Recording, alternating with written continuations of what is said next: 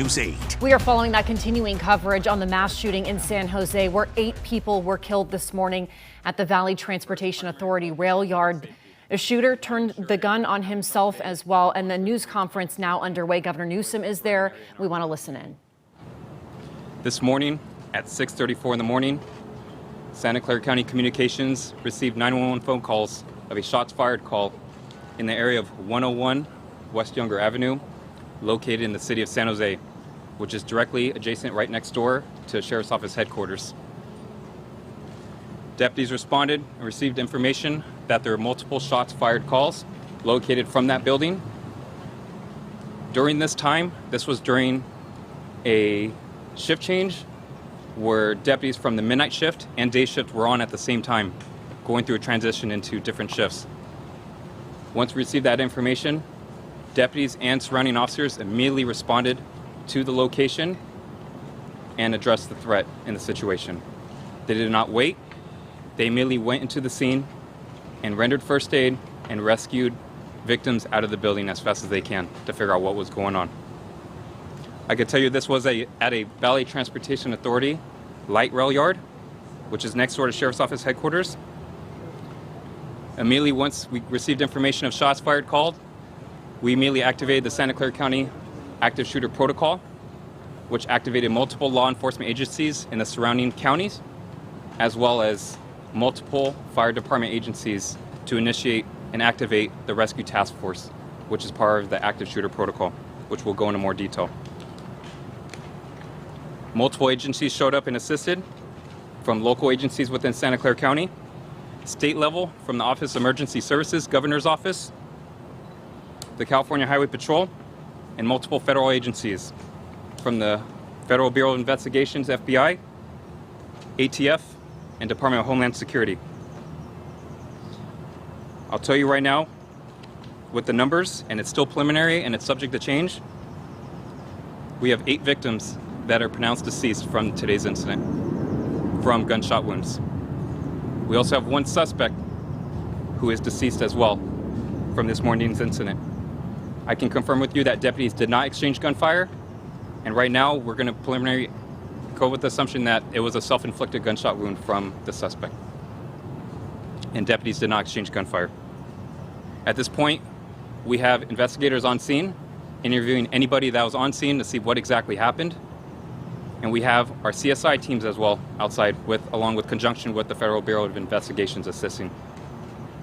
Right now, if you are looking for a family member, loved one involved with this incident, we ask you to contact our Reunification Center, which is over here at 70 West Heading. It's located at the Isaac Newton Auditorium. We have grief counselors on scene. The phone number to call is 408-209-8356. I'll repeat it one more time, 408-209-8356. So this incident is going to take some time, and the reason why is because we're going to use all necessary methods to ensure the public safety for everyone. We actually had an explosives dog on scene, which detected to some type of explosives material at the crime scene itself. At that point, we activated the Sheriff's Office bomb squad, who is currently on scene and render any type of suspicious packaging safe at that point. I'll tell you, it's going to take a long time to render these areas safe. They have to go through every room in every building to ensure that everything is safe. So that's such as in bringing in a bomb robot in there, and it takes time. So I ask for your patience on gathering further information from here. It's going to be some time. Other than that, we have detectives on scene.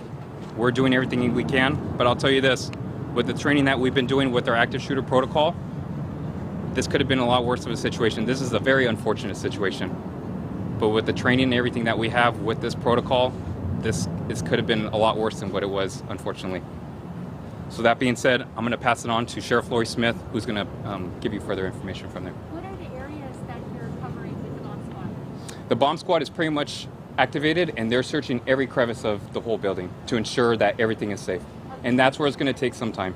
The VTA Transit Center? The VTA Transit Center, which is a light rail, it's pretty much a light rail facility, pretty much, light rail garage. What is the reason that Homeland Security is involved? You know, we appreciate having federal agencies coming out. They come out here just to provide resources for us. Hey, do you need any assistance in in that case. And if we need help, we'll ask them out in that case. So they're just being that entity to help us out.